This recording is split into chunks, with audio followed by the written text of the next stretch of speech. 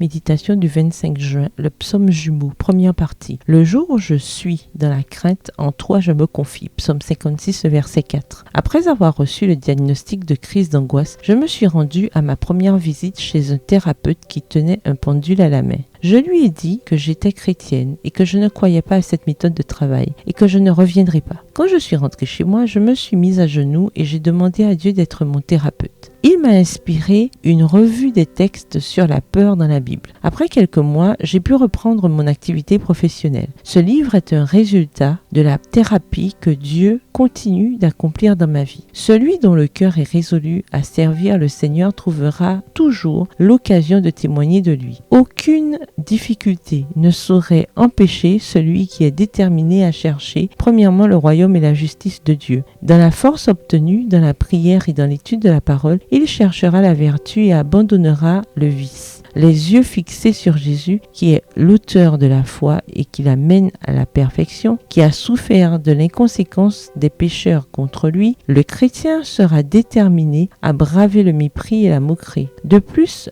le secours et la grâce pour toutes circonstances sont promises par celui qui tient parole. Ses bras infinis entourent l'âme qui se tourne vers lui pour trouver de l'aide. Nous pouvons nous reposer en sécurité sur ses soins en disant « Le jour où je suis dans la crainte, en toi je me confie ». Matthieu 6, verset 33, Psaume 12, verset 2 et Psaume 56, verset 4. Dieu accomplira sa promesse envers tous ceux qui lui font confiance. Le psaume jumeau ressemble beaucoup au psaume 57 car il a été rédigé par David dans les circonstances les plus extrêmes. Tout secours humain avait disparu. Ce qui lui était le plus cher sur la terre avait été emporté. Saül l'avait chassé de sa patrie, les Philistins l'avaient rejeté. Les Amalécites avaient pillé sa ville. Ses femmes et ses enfants avaient été faits prisonniers et ses amis intimes dressés contre lui songeaient à le mettre à mort. Il repassa dans sa mémoire sa vie mouvementée. Dieu l'avait-il jamais abandonné? Maints souvenirs des faveurs divines vinrent alors l'encourager. Tandis que ses compagnons aggravaient leur souffrance par leur fureur et leur emportement, l'homme de Dieu, qui avait davantage de raisons de s'attrister, demeurait calme